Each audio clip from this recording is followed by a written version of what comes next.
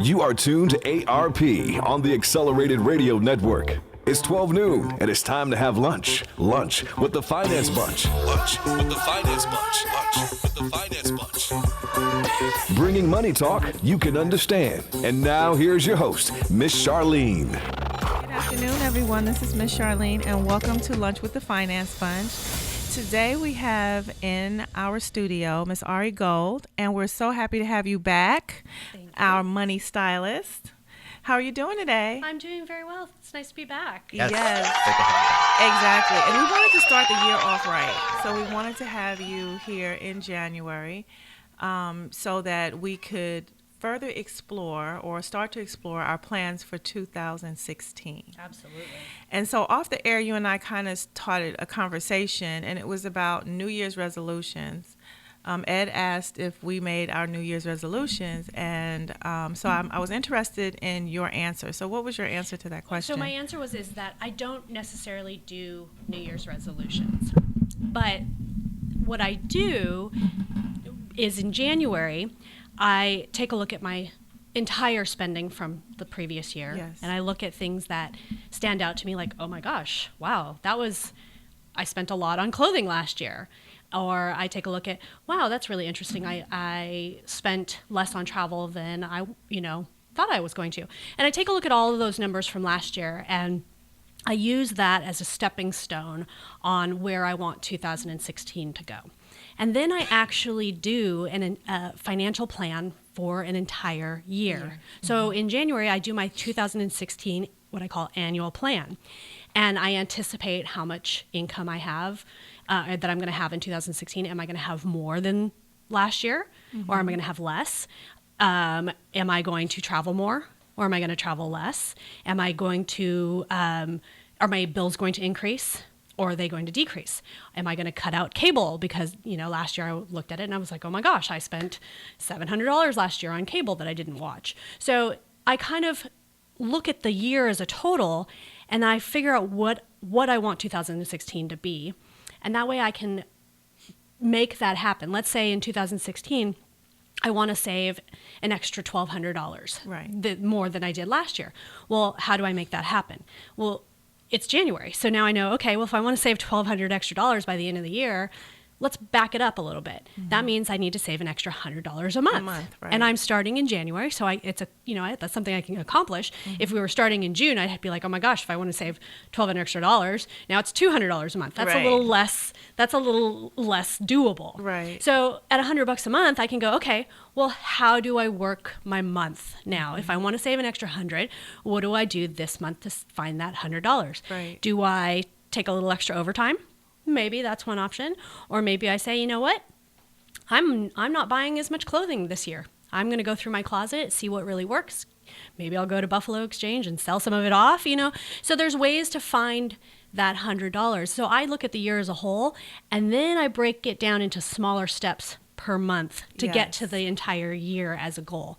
So my resolution is really to look at my year as a whole and to take small steps to get to the year as I want it to be. I agree 100%. I do the same thing.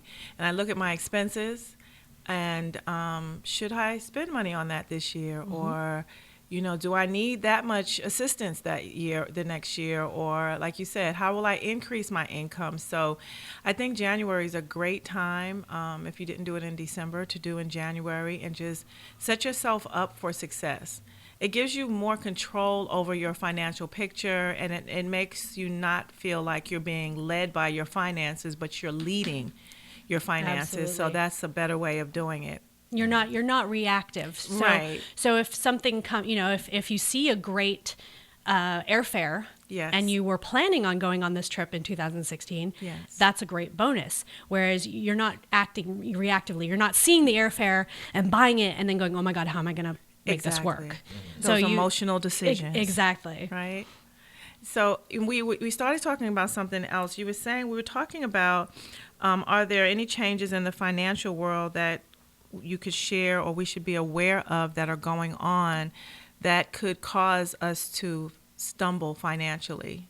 Absolutely. So what I've noticed in the latter part of 2015 and even much more so after Christmas, I feel like the companies are sort of blasting everybody after the holidays and Of after people course. spent their holiday money.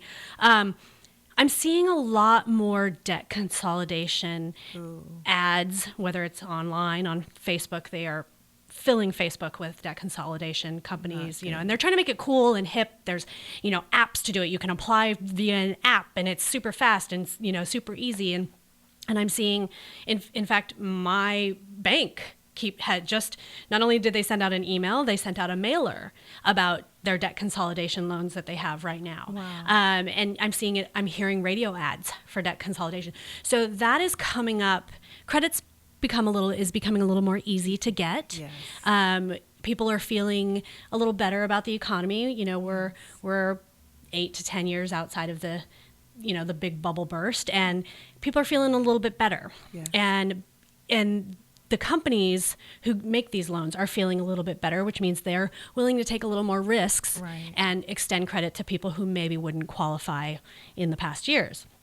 So what that means is that now you can walk in and you can get a debt consolidation loan. Let's say you have, $20,000 worth of credit card debt that you've accrued over the years, and you've been trying to, make a dent in it. And it's definitely hard. It's not, impossible, but it's hard, and you have to really target that. But what happens now is they're enticing people with lower interest rates. Yes, your credit card might be 19%, and you can get a debt consolidation for, 7 to 12%. That sounds great in theory. However, what I'm seeing is that people will do the debt consolidation loan, and let's say you have 3 credit cards, each with $10,000 worth of Right. available credit, and now you have those are empty. Now you've just consolidated everything into one payment. However, unless you close those credit cards, which people often don't do because then your credit score takes a giant hit. That's right. So either you have to close them, and then you don't have any sort of, oh my God, what happens if, or if you cut them up and promise not to use them. But what happens is life always throws a curveball. Somebody in your family will say, come home, we haven't seen you in so long. And you'll be like, oh, well, before my credit cards were maxed out and I couldn't buy the ticket, but now you have empty credit card. I'm just going to do this one thing. And lo and behold, if you don't change your habits and your spending patterns that got you into that original debt, you're going to repeat the pattern.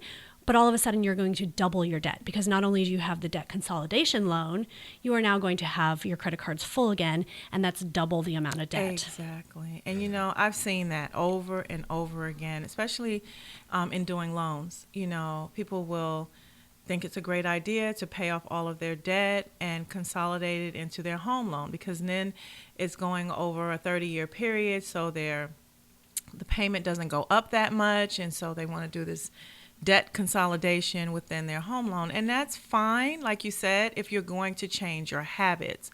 But most people don't change their habits, and they wind up with, refinancing their home and putting all the debt into that home loan. And then the credit cards are open to be spent again, and they run up that debt again because the behavior hasn't changed. Just the opportunity to, increase the behavior has presented itself.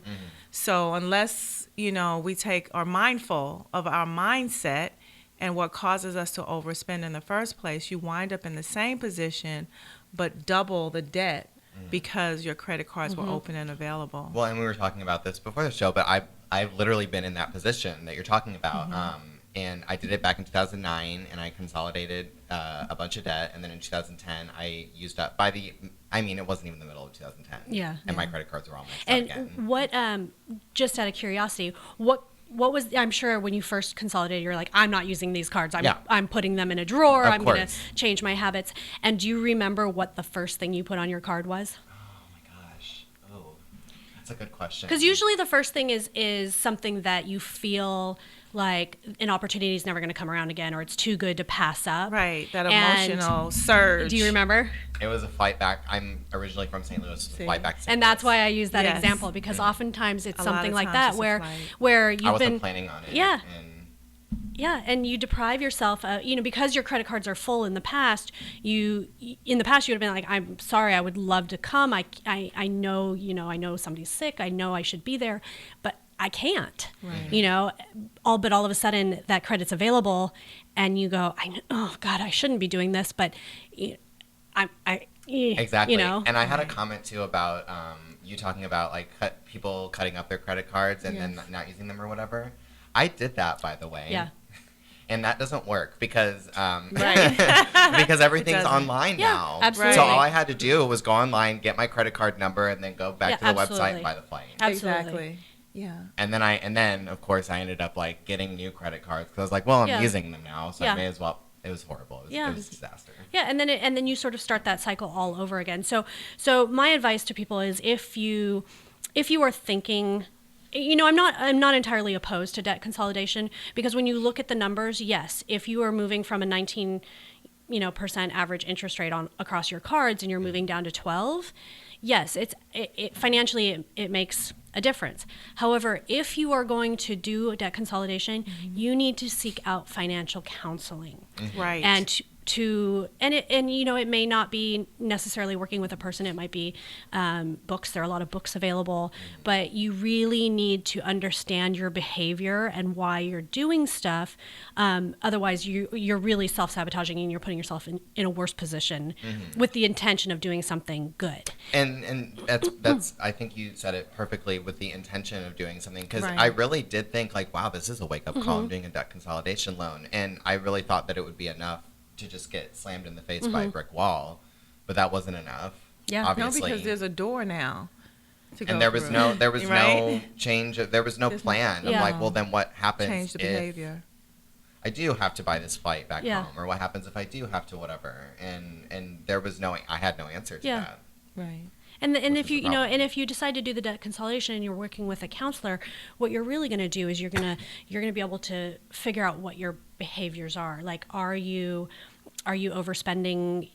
Are there certain triggers, and those are the triggers that make you reach for the credit card? Or are you spending more than you're bringing in every month? Right. If that's the case, you really need to figure out, what are you going to do? Are you going to make more money, or are you going to spend less? Those are your two options. But unless you know what's going on with your finances, which is what a counselor will help you do, is, you can't really figure out what the plan is going to be after this debt consolidation.